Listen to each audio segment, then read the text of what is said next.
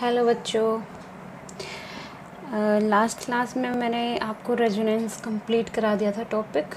आज की क्लास में हम हाइपर कंजुगेशन इफ़ेक्ट कंप्लीट करेंगे। हाइपर कंजुगेशन क्या होती है, उसका इफ़ेक्ट क्या होता है, उसके सिग्निफिकेंसेस क्या होते हैं, तो ये सारी चीज़ें हम डिस्कस करेंगे। ठीक है, तो लेट्स स्टार्ट। देखो, फर्स्ट इसकी हम बात करते हैं डेफिनेशन की। हाइपर कंजुगेशन होती क्या है? It involves the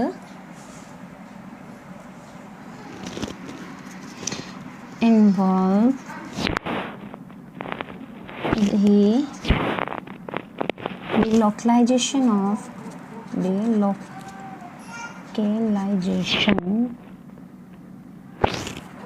of sigma electron through overlapping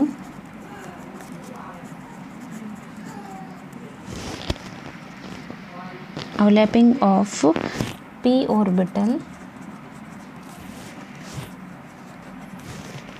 of a double bond with sigma orbital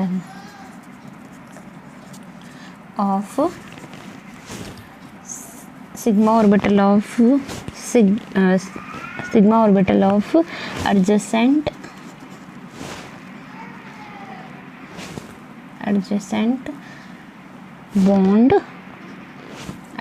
single bond। ठीक है, तो ये क्या होता है, इसमें हम क्या करते हैं कि जो सिग्मा इलेक्ट्रॉन्स होते हैं उसका डिलोकलाइजेशन होता है, उसके इलेक्ट्रॉन का, सिग्मा इलेक्ट्रॉन का डिलोकलाइजेशन होता है। और किसके साथ होता है? P orbital. किसके पी ऑर्बिटल? डबल बॉन्ड के पी ऑर्बिटल। ठीक है, और हम डिलोकलाइजेशन जो कर रहे हैं सिग्मा इलेक्ट्रॉन का, वो कौन से होंगे? जो डबल बॉन्ड के एडजेसेंट में सिंगल बॉन्ड है ना, सिंगल बॉन्ड में ही तो सिग्मा इलेक्ट्रॉन्स होते हैं आपके। तो जो पी ऑर्बिटल, जो डबल बॉन्ड का पी ऑर्बिटल है, उसके एडजेसेंट मतलब उसके बिल्कुल साथ वाला जो सिंगल बॉन्ड है, उसके सिग्मा इलेक्ट्रॉन के साथ क्या होता है? ओवरलैपिंग हो जाती है, और उससे जो इफेक्ट जनरेट होता है उसको हम हाइपर कंजुगेशन इफेक्ट बोलते हैं। ठीक है, और हाइपर कंजुगेशन इफेक्ट को ही इसका दूसरा नाम होता है, इसको ही हम इट आल्सो कॉल्ड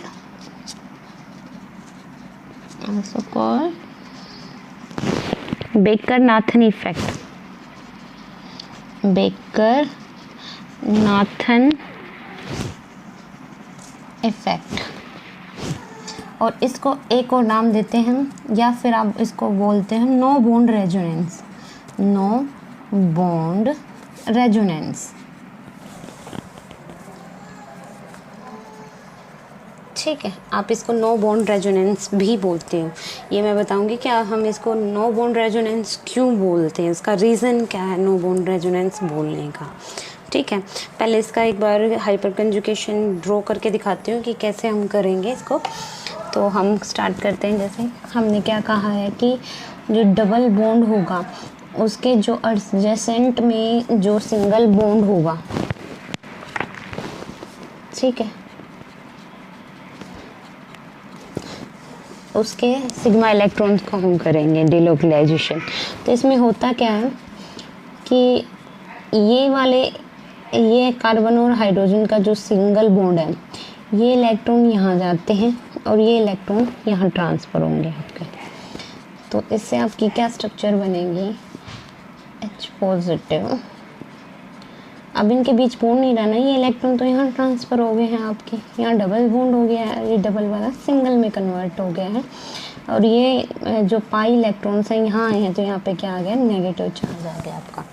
ठीक है, अब यहाँ पे ये देखो कि देखो कार्बन और यहाँ हाइड्रोजन के बीच में कोई बॉन्ड नहीं है, लेकिन ये फिर भी इसके इन्वायरमेंट में प्रेजेंट होता है। यहाँ पे एक्चुअल में ये होता है कि ये जो हाइड्रोजन जो बॉन्ड है वो इसके साथ स्टिल जुड़ा हुआ होता है। इस पाई जो इसका पाई इलेक्ट्रॉन का क्लाउड है ना, उसकी वजह से ये इसके साथ जुड़ा हुआ होता है। ये फ्री नहीं होता मूव करने के लिए, किसने अपने इलेक्ट्रॉन दिए और निकल गया, नहीं, ये यहीं पे इसके इन्वायरमेंट में ही प्रेजेंट रहता है। और उसका रीज़न होता है कि इसके जो पाई इलेक्ट्रॉन के इलेक्ट्रॉन जो क्लाउड है उसकी वजह से ये स्टिल इसके साथ जुड़ा हुआ होता है, बॉन्डेड होता है इसके साथ में, ठीक है। तो उसकी वजह से ये फ्री नहीं होता। तो बॉन्ड भी नहीं है और ये फ्री भी नहीं है, तो बॉन्ड है नहीं और इसके इन्वायरमेंट में ही प्रेजेंट है, तो इसीलिए हम इसको क्या बोलते हैं, नो बॉन्ड रेजोनेंस। मतलब यहाँ पे कोई बॉन्ड नहीं है। और रेजोनेंस में क्या होता था, आपका इलेक्ट्रॉन्स कम्प्लीटली मूव करके जाते थे ना, इलेक्ट्रॉन का ही तो ट्रांसफ़र होता था आपका वहाँ पे। यहाँ पे भी एक तरह से इलेक्ट्रॉन ही तो ट्रांसफ़र होके गए हैं आपके, इलेक्ट्रॉन ही तो, एटम ट्रांसफ़र नहीं हुआ, यहाँ पे इलेक्ट्रॉन ही ट्रांसफ़र हुए हैं। तो इस तरह से ये रेजोनेंस का ही पार्ट हो गया। लेकिन यहाँ पे बॉन्ड नहीं है, यहाँ पर बॉन्ड नहीं है, इसीलिए इसको हम क्या बोल देते हैं, नो बॉन्ड रेजोनेंस बोल देते हैं, ठीक है। क्या बोल रहे हैं, नो बॉन्ड रेजोनेंस बोल रहे हैं। क्यों बोल रहे हैं, क्योंकि ये स्टिल इसके इन्वायरमेंट में प्रेजेंट होता है, ये फ्री नहीं होता मूव करने के लिए, पाई इलेक्ट्रॉन क्लाउड से इसके साथ जुड़ा हुआ होता है और बॉन्ड नहीं है, इसीलिए इसको हम नो बॉन्ड रेजोनेंस बोलते हैं। अब यहाँ पे एक चीज़ देखो कि ये जो कार्बन है इसके साथ ये वाला हाइड्रोजन ने दिए, तो उसी तरीके से इस हाइड्रोजन की बजाय ये वाला हाइड्रोजन भी दे सकता था अपनी, ठीक है। ये इसकी बजाय ये वाला हाइड्रोजन भी दे सकता था। तो यहाँ पे हमारे पॉसिबल कितनी स्ट्रक्चर्स पॉसिबल हो जाती है, यहाँ से 3 स्ट्रक्चर्स पॉसिबल हो जाती है। अब 1 2 3 नंबर कर लें, इसको 1 दे दिया नाम, इसको 2, इसको 3, 1 2 3। आपने जैसे 1 से स्ट्रक्चर बनाई, इसी तरीके से आप दूसरी स्ट्रक्चर किससे बना सकते थे, 2 वाले कार्बन 2 वाले हाइड्रोजन से। मतलब ये वाला यहाँ पे इलेक्ट्रॉन ट्रांसफ़र होते इसके, इस सिग्मा इलेक्ट्रॉन्स, और ये इसके इन्वायरमेंट में प्रेजेंट रहता। तो ये 1 वाला तो ऐसे जुड़ा रहता और जो 2 वाला है ये अपने इलेक्ट्रॉन ट्रांसफ़र करता है यहाँ से, और इस तरीके से एक और इसकी स्ट्रक्चर ड्रॉ हो जाती है आपकी, ठीक है। इसी तरीके से 3 वाला जो आपका हाइड्रोजन है, इसी तरीके से आपकी 3 वाले के साथ हो सकती है आपकी स्ट्रक्चर ड्रॉ। तो यहाँ पे इसके इन्वायरमेंट में जुड़ा रहे 3 वाला, और ये वाले भी स्ट्रक्चर ड्रॉ हो सकते हैं इसी तरीके से, ठीक है। तो इस तरीके से आप ये देखते हो कि यहाँ पे टोटल 3 स्ट्रक्चर्स ड्रॉ हुई हैं आपकी। 3 स्ट्रक्चर जो ड्रॉ हुई हैं वो किस वजह से हुई हैं कि इसके एडजेसेंट जो कार्बन है उसके ऊपर 3 हाइड्रोजन थे। इसका मतलब जितने ज़्यादा हाइड्रोजन्स होंगे इसके एडजेसेंट कार्बन के ऊपर, उतनी ज़्यादा हम स्ट्रक्चर्स पॉसिबल्स हैं यहाँ पर हमारे ड्रॉ करना, ठीक है। और एक चीज़ इससे याद रखना कि हम जितनी ज़्यादा पॉसिबल स्ट्रक्चर्स होंगे, मैंने लास्ट में रेजोनेंस में बताया था कि जितनी ज़्यादा रेजोनेटिंग स्ट्रक्चर्स बनेंगी उसकी स्टेबिलिटी उतनी ही ज़्यादा होगी। उसी तरीके से अब यहाँ पर जितने ज़्यादा हाइड्रोजन्स होंगे उतनी ज़्यादा रेजोनेटिंग स्ट्रक्चर्स बनेंगे, जितनी ज़्यादा रेजोनेटिंग से उसकी स्टेबिलिटी उतनी ही ज़्यादा होगी। तो हमारे एक तरह से हाइपर कंजुगेशन के लिए नेसेसरी चीज़ क्या होगी है यहाँ पर कि जो डबल बॉन्डेड कार्बन है, मतलब जो भी है ये डबल बॉन्डेड कार्बन है, इसके एडजेसेंट कार्बन पे हाइड्रोजन होना ज़रूरी है। तो ये हमारा अल्फ़ा पोजीशन होगी, ये क्या होगी आपकी अल्फ़ा। तो आप पोजीशन बोलते हैं ना, अगर हम एडजेसेंट की नंबरिंग करने लगते हैं, जैसे alpha, beta, gamma, delta, omega, इस तरीके से नंबरिंग करते हैं, तो इसको हम क्या बोलेंगे, अल्फ़ा कार्बन बोलेंगे। तो हमारे इसके लिए नेसेसरी कंडीशन फर्स्ट ये होगी कि हमारे अल्फ़ा कार्बन पे क्या होना चाहिए, हाइड्रोजन्स होना ज़रूरी है। क्या होना ज़रूरी है, हाइड्रोजन। जितने ज़्यादा हाइड्रोजन्स होंगे उतनी ही ज़्यादा हमारे क्या होंगे, हाइपर कंजुगेशन इफ़ेक्ट उतना ही ज़्यादा उसका स्ट्रॉन्ग होगा। क्लियर है। तो हमें क्या देखना ज़रूरी है, बस अल्फ़ा कार्बन पे हाइड्रोजन देखने हैं, तो इसको हम अल्फ़ा हाइड्रोजन बोलेंगे। जितने ज़्यादा होंगे उसके अकॉर्डिंग हो जाएगा आपका, ठीक है। क्लियर है। तो जितने ज़्यादा अल्फ़ा हाइड्रोजन उतना ही ज़्यादा number of hyperconjugation structures, उतना ही ज़्यादा उसका इंडक्टिव इफेक्ट ज़्यादा हो जाएगा, उतनी ज़्यादा उसकी स्टेबिलिटी ज़्यादा हो जाएगी, ठीक है। तो आप यहाँ पे लिख भी सकते हो, यहाँ लिख सकते हो, ये लिख सकते हो, हाइपर कंजुगेशन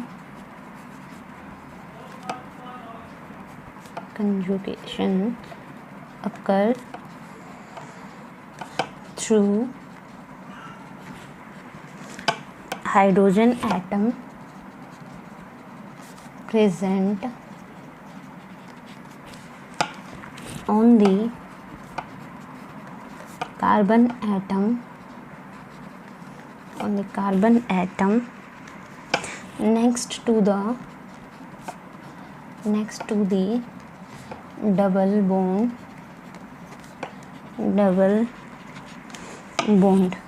इसको हम बोल सकते हैं that is alpha hydrogen atom. तो फर्स्ट चीज़ तो ये होगी कि कब होगी, जब उसके एडजेसेंट कार्बन पे अल्फा हाइड्रोजन, मतलब अल्फा पोजीशन इसलिए उसका अल्फा हाइड्रोजन्स बोल रहे हैं, तो अल्फा हाइड्रोजन एटम्स होंगे तब होगी। दूसरी चीज़ ये बोल सकते हो जितने ज़्यादा मोर द नंबर ऑफ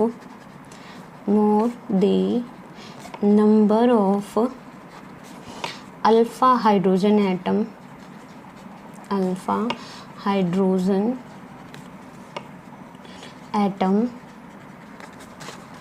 ठीक है, मोर द नंबर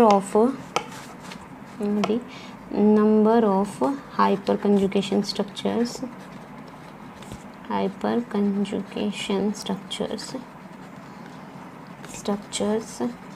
ठीक है, उतनी ज़्यादा हाइपर कंजुगेशन स्ट्रक्चर्स बनेंगी। Hence greater is the inductive effect, hence greater is the inductive fact। Clear है? तो ये चीज़ इसके लिए ज़रूरी था। अब इस बेसिस पे आप ये बोल सकते हो कि अगर हाँ आपको मैं 3 चीज़ें देती हूँ, 4 चीज़ें,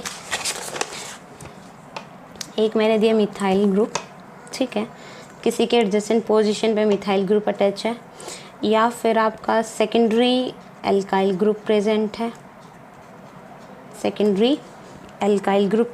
है, ठीक है, एडजेसेंट कार्बन पे बता रही हूँ, डबल बॉन्ड के एडजेसेंट पे, या फिर आपके पास टर्शरी एल्काइल ग्रुप प्रेजेंट है आपके एडजेसेंट पोजीशन पे, किसकी, डबल बॉन्ड की, जो ये एडजेसेंट पोजीशन बता रहे हैं हम ये वाली, इस पे ये ग्रुप हो सकता है, ये या ये, मतलब प्राइमरी एल्काइल है या सेकेंडरी एल्काइल है, टर्शरी एल्काइल है, या फिर आपका आइसोप्रोपाइल एल्काइल ग्रुप है, CH2 CH3 है। तो आप इनमें से ये बताना पड़ेगा, अगर हम इनमें से ये कहने लगे कि इन चारों में से किसका हाइपर कंजुगेशन इफेक्ट है वो ज़्यादा रहेगा, ऑर्डर बताना है, ऑर्डर में अरेंज करना है, तो आप ये देखो कि एडजेसेंट पे होंगे। अब एडजेसेंट पे देखेंगे तो मैं यहाँ देखती हूँ, तो यहाँ पे कितने हाइड्रोजन्स हैं इस पर, ये हमारा एडजेसेंट पोजिशन हो जाएगी ना कार्बन के लिए, अल्फ़ा हाइड्रोजन्स बोलेंगे, यहाँ पे 3 अल्फ़ा हाइड्रोजन है, मतलब ये क्या हो जाएगा एक तरह से, यहाँ से कितने बनेंगे, 3 अल्फ़ा हाइड्रोजन्स बनेंगे आपके यहाँ पे, ठीक है। और यहाँ पे कितना बनेंगे, बस एक ही है ना, इस कार्बन पे तो नेक्स्ट पे थोड़ी जाएंगे हम, तो इस कार्बन पे एडजेसेंट की देखेंगे तो इस पे कितने हैं, ओनली 1 अल्फ़ा हाइड्रोजन है, यहाँ पे तो हाइड्रोजन एटम है, ठीक है। और यहाँ पे तो एक भी नहीं है, और यहाँ पे कितने हैं, यहाँ पे कितने हैं, 2 हैं हमारे अल्फ़ा हाइड्रोजन एटम, कितने हैं, 2 हैं। तो हमें अरेंज करना है तो उसके हिसाब से सबसे ज़्यादा इसमें, इसके बाद किसमें, इसमें, उसके बाद ये, और इसके बाद ये, तो ये आपकी ऑर्डर ऑफ स्टेबिलिटी बता देगा एक तरह से। तो इसके हिसाब से आपका हो गया, देखो, तो हम लिखेंगे इसका, अगर ऑर्डर देखेंगे तो क्या हो जाएगा, सबसे पहले CH3 ग्रुप का हो जाएगा, ठीक है, ऑर्डर ऑफ इफेक्ट बता रही मैं, सबसे ज़्यादा ये शो करेगा हाइपर कंजुगेशन इफेक्ट, उसके बाद हमारा आइसोप्रोपाइल एल्काइल ग्रुप था, देन हमारा सेकेंडरी वाला ग्रुप था, secondary alkyl group, and then tertiary alkyl group, ठीक है। क्यों हम बता दिए, क्योंकि नंबर ऑफ हाइड्रोजन्स देखने हैं ना हमें, अल्फ़ा पोजीशन पे कितने हैं उसके अकॉर्डिंग बात कर रहे हैं हम, क्लियर है। ये थे इसकी चीज़ें। अब हम इसके सिग्निफिकेंसेस देखेंगे कि इसके हमारे लिए फ़ायदे क्या क्या रहेंगे हमारे। तो हमारे सिग्निफिकेंस की बात करते हैं। Significance of the hyper conjugation effect.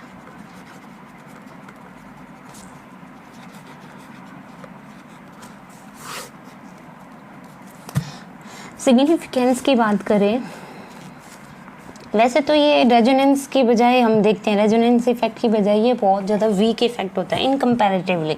Resonance effect की अगर हम कंपैरिजन में बात करें तो ये बहुत वीक होता है, लेकिन फिर भी बहुत ज़्यादा यूज़फुल होता है हमारे फिजिकल और केमिकल जो प्रॉपर्टीज़ होती हैं हमारे ऑर्गेनिक मॉलिक्यूल्स की, उनके लिए बहुत ज़्यादा यूज़फुल होता है। तो उसमें हम सबसे फर्स्ट बात करते हैं इसके directive influence of alkyl group.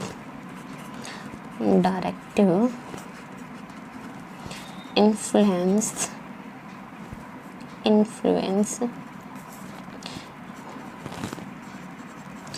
of alkyl groups। ठीक है, इसकी बात करते हैं। तो हमारा जो बेंजीन, इसमें हम बात कर रहे हैं कि जो हमारी बेंजीन रिंग है,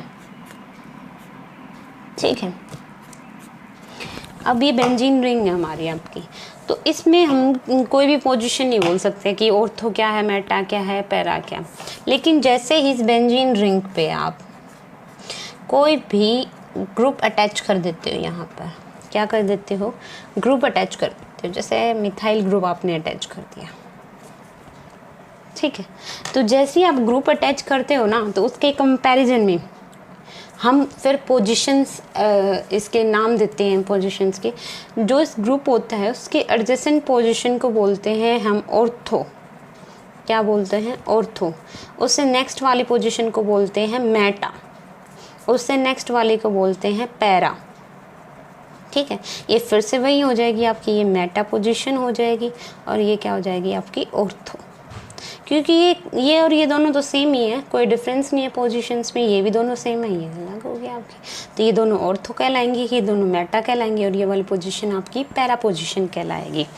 अब हम जैसे रिएक्शंस पढ़ते हैं ना, तो रिएक्शंस में ये बात आती है कि कोई ग्रुप अटैच होता है, रिएक्शन हो रही है, तो वो उसकी ऑर्थो पोजीशन पे आएगा, मेटा पोजीशन पे आएगा या पैरा पोजीशन पे आएगा, किस पोजीशन पे आएगा, ये चीज़ें डिसाइड करनी पड़ती हैं हमें। तो उन चीज़ों के लिए ये छोटे छोटे इफ़ेक्ट बहुत ज़रूरी होते हैं। तो जैसे हम अगर इसमें बात करते हैं अगर हम, तो जैसे देखो ये एडजेसेंट पोजीशन, ये यहाँ पे क्या है, डबल बॉन्ड, और इसके एडजेसेंट पोजीशन पे है कार्बन और यहाँ पे है हाइड्रोजन। तो इसका मतलब यहाँ पर क्या है, हाइपर कंजुगेशन इफेक्ट ऑपरेट हो जाएगा। तो हाइपर कंजुगेशन इफेक्ट ऑपरेट होगा तो अब क्या होगा, ये यहाँ पे जाएंगे इलेक्ट्रॉन्स और ये यहाँ पे कौन सी पोजीशन पे जा रहे हैं इलेक्ट्रॉन्स, नेगेटिव चार्ज कहाँ जनरेट हो रहा है, ऑर्थो पोजीशन के ऊपर। तो यहाँ से मैं स्ट्रक्चर ड्रॉ करूँ तो आपकी क्या स्ट्रक्चर हो जाएगी, आपकी यहाँ पे आपकी स्ट्रक्चर ड्रॉ हो जाएगी, यहाँ नेगेटिव चार्ज आ जाएगा और यहाँ डबल बॉन्ड हो जाएगा, ठीक है, हो गया ये ऑर्थो पोजीशन। अब नेक्स्ट इसमें क्या स्ट्रक्चर पॉसिबल, ये इलेक्ट्रॉन यहाँ चले जाएं और ये इलेक्ट्रॉन यहाँ मूव करके आ जाएं आपके, यहाँ बॉन्ड बन गया, आप फिर से पाई बॉन्ड बन गए, यहाँ पर इलेक्ट्रॉन गए ना, यहाँ पाई बॉन्ड बन गए, यहाँ नेगेटिव चार्ज जनरेट हो गया, ठीक है, क्लियर है यहाँ तक। अब नेक्स्ट देखो, अब नेक्स्ट ये हो जाएगा कि ये वाले इलेक्ट्रॉन यहाँ और ये यहाँ पर ऑपरेट हों। अब देखो यहाँ पे, तो यहाँ फिर से कार्बन है आपका, ठीक है, यहाँ डबल बॉन्ड था आपका, अब यहाँ डबल बॉन्ड बन गया है और यहाँ नेगेटिव चार्ज आ गया है आपका, ठीक है, ऐसे हो गया। अब फिर से क्या होगा, ये यहाँ आ जाएगा और ये वापस यहाँ जाएंगे तो ये फिर से ऐसे ही हो जाएगी, ठीक है, दोबारा से ये इसी पोजीशन में आ जाएगा, क्लियर है। तो अब मैं इसमें मेन चीज़ क्या थी ये आपकी, कि यहाँ पे मेन बात थी कि यहाँ पर है ना आपका कि जो नेगेटिव चार्ज था वो कहाँ कहाँ पे आ रहा है वो दिखाना मेन इसमें चीज़ें था। कि इसमें देखो आप नेगेटिव चार्ज कहाँ, ये आपकी ऑर्थो पोजीशन थी, ऑर्थो पे नेगेटिव चार्ज आ रहा है। इसके बाद है मेटा, मेटा पे कोई भी नेगेटिव चार्ज नहीं आ रहा। उसके बाद है पैरा पोजीशन, देखो उसके बाद इस पे पैरा पोजीशन पे क्या क्रिएट हो रहा है, नेगेटिव चार्ज क्रिएट हो रहा है, ठीक है। उसके बाद फिर से मेटा थी, यहाँ पे कुछ नहीं है, लेकिन फिर से किस पे है, ऑर्थो पे।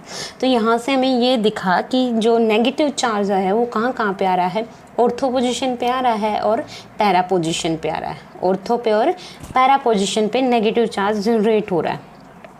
तो इसका मतलब क्या हुआ कि अगर कोई इलेक्ट्रोफाइल आएगा जिसके पास इलेक्ट्रॉन की कमी है और इसके पास तो इलेक्ट्रॉन डेंसिटी ज़्यादा होगी ना, यहाँ पोजीशंस पे नेगेटिव चार्ज मतलब यहाँ पे इलेक्ट्रॉन डेंसिटी ज़्यादा है, तो इसका मतलब कोई आने वाला इलेक्ट्रोफाइल है जिसके पास इलेक्ट्रॉन की कमी है तो वो कहाँ आना प्रेफर करेगा, चाहे तो ऑर्थो पोजीशन पे आना प्रेफर करेगा या फिर कहाँ आना प्रेफर करेगा, उसकी पैरा पोजीशन पे, क्योंकि नेगेटिव चार्ज कहाँ पे ऑर्थो पोजीशन पे है और पैरा पोजीशन पे, इन दो पोजीशंस पे है। तो यहाँ पे नेगेटिव चार्ज है तो यहाँ पर जो इलेक्ट्रोफाइल है वो कहाँ आना प्रेफर करेगा, ऑर्थो और पैरा पोजीशन पे। तो इसका मतलब आप ये कह सकते हो कि जो आपका मिथाइल ग्रुप है, ठीक है, मिथाइल ग्रुप है वो कैसा आपका ऑर्थो पैरा डायरेक्टिंग ग्रुप है। कैसा हमारा मिथाइल या अल्काइल ग्रुप बोल सकते हो।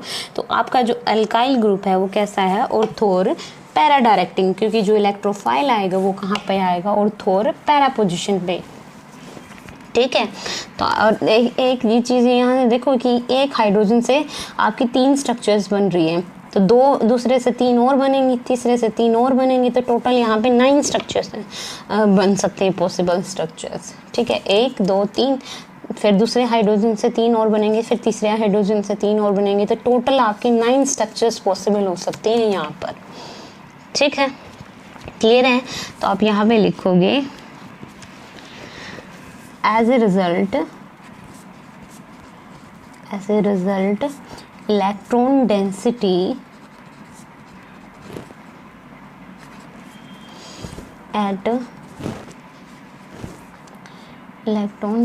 at ortho and para position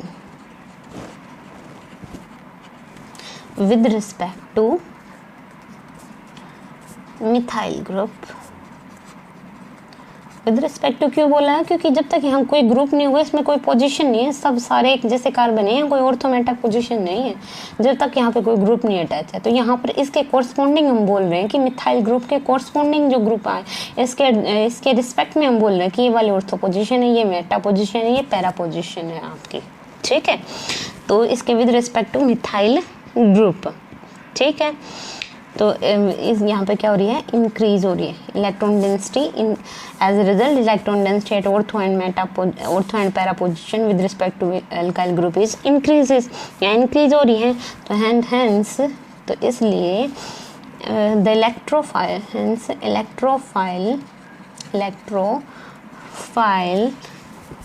या फिर ये बोल सकते हैं इलेक्ट्रोफिलिक सब्स्टिट्यूशन रिएक्शन, ठीक है, इन टोल्विंग will occur at ortho and para position, ठीक है, क्लियर। तो thus alkyl group is ortho and para directing group,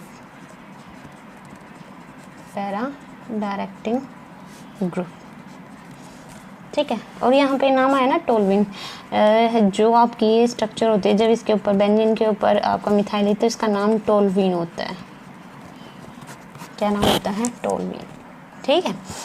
तो ये मैंने चीज़ें आपको पहले एक्सप्लेन कर दी थी, ये हो गया क्लियर। अब बात करते हैं दूसरी इसकी सिग्निफिकेंस क्या है। दूसरी सिग्निफिकेंस की अगर हम बात करें, shortening of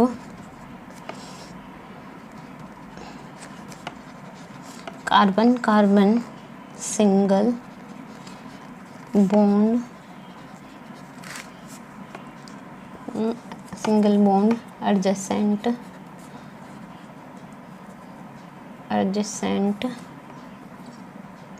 adjacent to the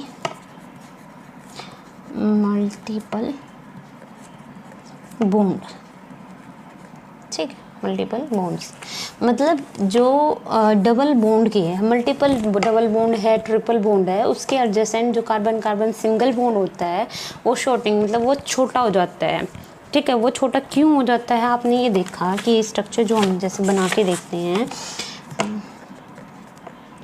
ये थी आपकी ये एक बना के देख लेते हैं। तो यहाँ पर जैसे इलेक्ट्रॉन ये यहाँ पर गए तो आप देखो कि यहाँ क्या क्रिएट हो रहा है, डबल बॉन्ड क्रिएट हो रहा है। ठीक है, तो यहाँ डबल बॉन्ड है। जो सिंगल बॉन्ड होता है उसकी लेंथ ज़्यादा होती है डबल बॉन्ड से, और डबल बॉन्ड की लेंथ ज़्यादा होती है ट्रिपल बॉन्ड से। ठीक है, तो सिंगल बॉन्ड की लेंथ ज़्यादा है डबल से, डबल बॉन्ड की लेंथ ज़्यादा है ट्रिपल बॉन्ड से। तो यहाँ पर थोड़ा सा क्या जनरेट हो रहा है, डबल बॉन्ड करैक्टर जनरेट हो रहा है। अब डबल बॉन्ड करैक्टर जनरेट हो रहा है तो पहले सिंगल बॉन्ड था, अब डबल बॉन्ड हो रहा है, तो इसका मतलब जो लेंथ है वो क्या हो रही है आपकी, कम हो रही है। क्या हो रही है आपकी, लेंथ कम हो रही है, शॉर्टर हो रही है आपकी normal carbon carbon single bond से। तो ये इसलिए इसको हम शॉर्टनिंग इफेक्ट हो गया आपका। इसके बाद है आपका थर्ड है आपकी स्टेबिलिटी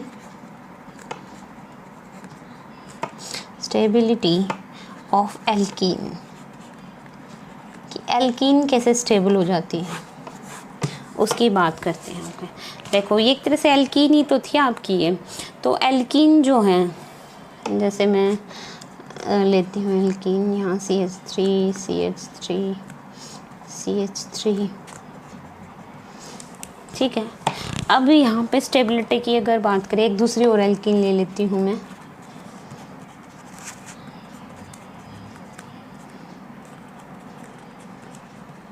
ठीक है, अब ये ले ली मैंने जो एल्कीन। तो यहाँ पर देखो डबल बॉन्ड है, उसके एडजेसेंट पे सिंगल कार्बन बॉन्ड है, यहाँ पे 3 हाइड्रोजन प्रेजेंट हैं। तो इसका मतलब यहाँ पर हाइपर कंजुगेशन इफेक्ट ऑपरेट होगा।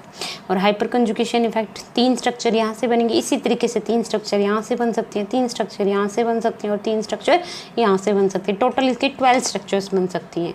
तो मतलब मैंने ये कहा था कि जितनी ज़्यादा स्ट्रक्चर्स बनेंगी हाइपर कंजुगेशन इफेक्ट उतना ही ज़्यादा होगा, इंडक्टिव इफेक्ट उतना ही ज़्यादा हो जाएगा, उसकी वजह से उसकी स्टेबिलिटी है जो वो उतनी ही ज़्यादा हो जाएगी। तो इसका मतलब ये वाली एल्कीन स्टेबल हो रही है क्योंकि यहाँ पर 4 एल्काइल ग्रुप जुड़े हुए हैं। तो यहाँ पर 12 आपकी हाइपर कंजुगेशन स्ट्रक्चर्स बन सकते हैं। लेकिन अगर मैं यहाँ पर बात करती हूँ तो यहाँ पर डबल बॉन्ड है, उसके एडजेसेंट पे ये कार्बन है, इस पे 3 हाइड्रोजन है, लेकिन यहाँ पर तो कोई कार्बन है ही नहीं। जो एडजेसेंट कार्बन पे बात करते हैं, ना कि डायरेक्ट हाइड्रोजन की बात करते हैं। एडजेसेंट कार्बन पे कितने हाइड्रोजन उसकी बात होती है आपकी। तो ये नहीं ऑपरेट हो सकता है, यहाँ से कुछ इफेक्ट नहीं होगा, एक ही यहाँ से हो सकता है। तो 3 और 3 6, इसमें केवल 6 हाइपर कंजुगेशन स्ट्रक्चर्स बन सकती हैं, इसमें 12। तो जिसकी जितनी ज़्यादा हाइपर कंजुगेशन स्ट्रक्चर उसकी उतनी ही ज़्यादा स्टेबिलिटी। तो ये ज़्यादा स्टेबल हो जाएगा, ये कम स्टेबल हो जाएगा। तो इस बेसिस पे हम क्या एक्सप्लेन कर सकते हैं, स्टेबिलिटी ऑफ एल्कीन्स की हाइपर कंजुगेशन स्ट्रक्चर के द्वारा हम एल्कीन की स्टेबिलिटी को भी एक्सप्लेन कर सकते हैं। दूसरी चीज़ें भी यहाँ पर जो मैंने इंडक्टिव इफेक्ट बता रखा था, इंडक्टिव इफेक्ट भी देख सकते हो। यहाँ पर इंडक्टिव इफेक्ट का क्या काम था कि आपका कोई एडजेसेंट पे 2 तरह के ग्रुप होते हैं, एक जो प्लस आई इफेक्ट शो करते हैं, एक माइनस आई इफेक्ट शो करते हैं। तो जो प्लस आई इफेक्ट शो करते हैं वो इलेक्ट्रॉन देते हैं। तो यहाँ पर देने वाले 3 है ना, सॉरी 3 क्यों 4 है, तो ये ज़्यादा इलेक्ट्रॉन डेंसिटी को बढ़ाएंगे। यहाँ पे 4 दे रहे हैं और यहाँ पर 2 दे रहे हैं, तो उसकी वजह से भी आप इसको ज़्यादा स्टेबल मान सकते हो इसकी कंपैरिजन में। बट यहाँ पर हम बात कर रहे हैं हाइपर कंजुगेशन इफेक्ट की, तो इसलिए उसको मैं एक्सप्लेन कर रही थी पहले। ठीक है, अब इसकी नेक्स्ट सिग्निफिकेंस में रह गया आपका, एक बच गई आपकी stability of carbocation and free radical.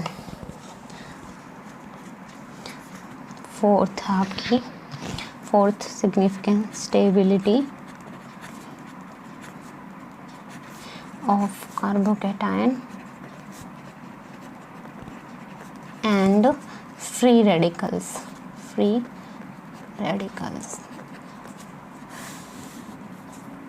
Carbocation and free radicals की स्टेबिलिटी की बात करते हैं। इनकी स्टेबिलिटी कैसे एक्सप्लेन होगी, देखो अब मैंने क्या लेना है, कार्बोकैटायन, ये ले लो, पॉजिटिव चार्ज ले लिया आपने यहाँ पर ग्रुप है, यहाँ पर आपका एल्काइल ग्रुप जुड़ा हुआ है। ठीक है, तो अब फिर से क्या हो जाएगा, अब यहाँ पर पॉजिटिव चार्ज है, मतलब यहाँ पर इलेक्ट्रॉन की कमी है, इसको इलेक्ट्रॉन चाहिए, इलेक्ट्रॉन डेंसिटी क्रिएट करनी, तो ये यहाँ पर चले जाएंगे। ठीक है, तो इसका पॉजिटिव चार्ज ख़त्म। तो यहाँ से क्या होगा, डबल बॉन्ड CH2,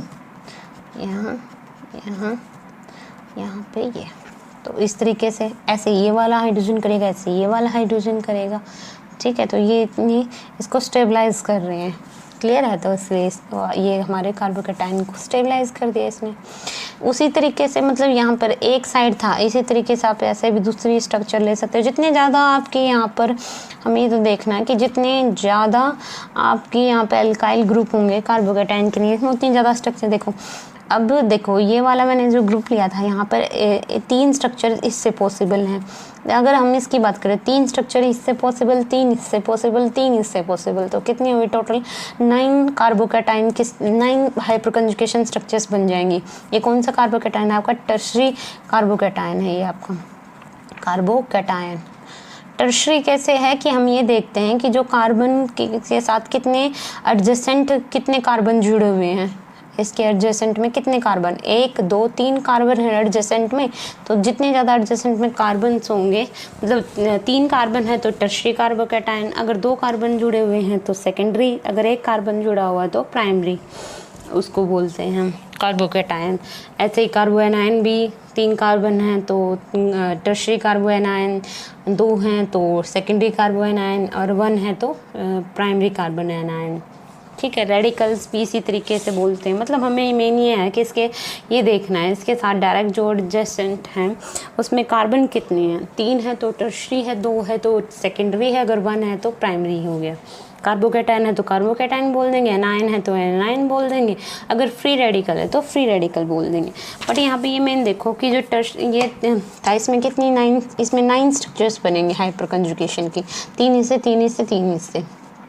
ठीक है, अगर मैं ये था टर्शरी, अगर मैं बात करती हूँ सेकेंडरी कार्बोकैटायन की, सेकेंडरी कार्बोकैटायन की बात करें अगर हम, तो अगर इसकी सेकेंडरी की बात करते हैं तो यहाँ पर देखो यहाँ पे कितनी स्ट्रक्चर्स बनेंगे? 3 और 3 6, केवल 6 स्ट्रक्चर्स बनेंगे। ये कौन सा आपका? सेकेंडरी है।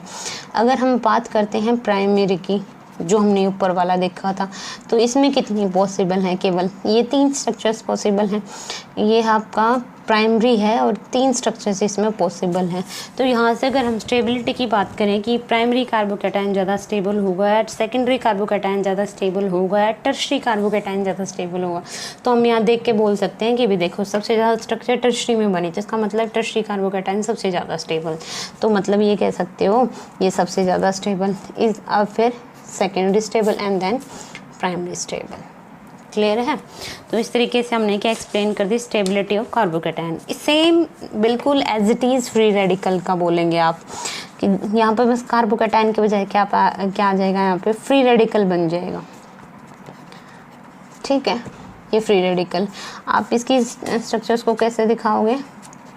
यहाँ हाइड्रोजन्स हैं, CH2 रेडिकल, यहाँ पर ऐसे होगा आपका, ये यहाँ जाएगा, तो आपकी जो स्ट्रक्चर बनेगी वो इस तरीके से, ये एक रेडिकल यहाँ आ जाएगा, एक रेडिकल में तो ये 1 इलेक्ट्रॉन यहाँ से, 1 इलेक्ट्रॉन यहाँ से, तो 2 इलेक्ट्रॉन आए, बॉन्ड बन गया, तो यहाँ डबल बॉन्ड, बिल्कुल वहाँ पॉजिटिव चार्ज क्रिएट हो रहा है, यहाँ पे रेडिकल जनरेट हो रहा है, कोई डिफरेंस नहीं है। तो टर्शरी रेडिकल्स में भी टर्शरी रेडिकल सबसे ज़्यादा stable, then secondary radical, then primary radical. इस तरीके से इसकी स्टेबिलिटी हो गया। आई होप आपको क्लियर होगा यहाँ तक। तो ये आपका जो टॉपिक है हाइपर कंजुगेशन इफ़ेक्ट कंप्लीट हुआ। और हाँ, एक और चीज़ इसमें जो ये वाला मैंने क्लीवेज दिखाया है ना, तो ये बॉन्ड है वो मैंने हाफ, देखो अगर ये फुल डायरेक्शन जा रही है तो इसका, अगर ये डबल हेडेड एरो वाला, मतलब डबल एरो है इसमें, सॉरी ये एरो कंप्लीट है इसमें, ठीक है, तो इसका मतलब यहाँ पर 2 इलेक्ट्रॉन को लेके जा रहा है। मतलब ये क्या कर रहा है, ये जहाँ पर इसकी टेल होती है वहाँ से जाते हैं, और जहाँ पर इसका हेड होता है वहाँ पर इलेक्ट्रॉन मूव करते हैं। यहाँ से इलेक्ट्रॉन यहाँ जाएंगे, मतलब ये डायरेक्शन शो करने का होता है कि यहाँ से इलेक्ट्रॉन, टेल से इलेक्ट्रॉन जा रहे हैं, और जहाँ इसका हेड है वहाँ पर इलेक्ट्रॉन जा रहे हैं। ठीक है, सही डायरेक्शन। और ये जो डबल मतलब ऐसे एरो है, मतलब कंप्लीट एरो है, इसका मतलब यहाँ 2 इलेक्ट्रॉन जा रहे हैं। अगर सिंगल हेडेड है, मतलब ये हाफ है ये, तो इसका मतलब 1 इलेक्ट्रॉन मूव करके जाएगा आपका। ठीक है, तो मैंने ये दिखाया है वो वन साइड का दिखाया है, इसलिए यहाँ पर एक इलेक्ट्रॉन यहाँ चला जाएगा, सिंगल बॉन्ड है ना, तो उसमें 2 इलेक्ट्रॉन, एक यहाँ चला जाएगा और एक यहाँ चला जाएगा। और इस तरीके के क्लीवेज को हम होमोलिटिक क्लीवेज बोलते हैं। क्या बोलते हैं? Homolytic cleavage. ठीक है, क्लियर है? होमोलिटिक मतलब मेन बात है होमो, यहाँ पे एक इलेक्ट्रॉन मूव करके जाता है यहाँ पर। क्लियर है? तो आई थिंक आपको ये टॉपिक कंप्लीट हो गया है आपका, और मैंने जो मेन सारे इफेक्ट्स थे वो कंप्लीट करा दिए। अगर फिर भी कोई आते हैं आगे नेक्स्ट, तो हम चैप्टर वाइज करते रहेंगे इन चीज़ों को डिस्कस। तो इसके बाद हम अपना नेक्स्ट चैप्टर स्टार्ट करेंगे। ठीक है, तो प्लीज़ अगर मेरी क्लास आपको पसंद आए तो लाइक करें, शेयर करें, कमेंट करें और सब्सक्राइब करें। Thank you.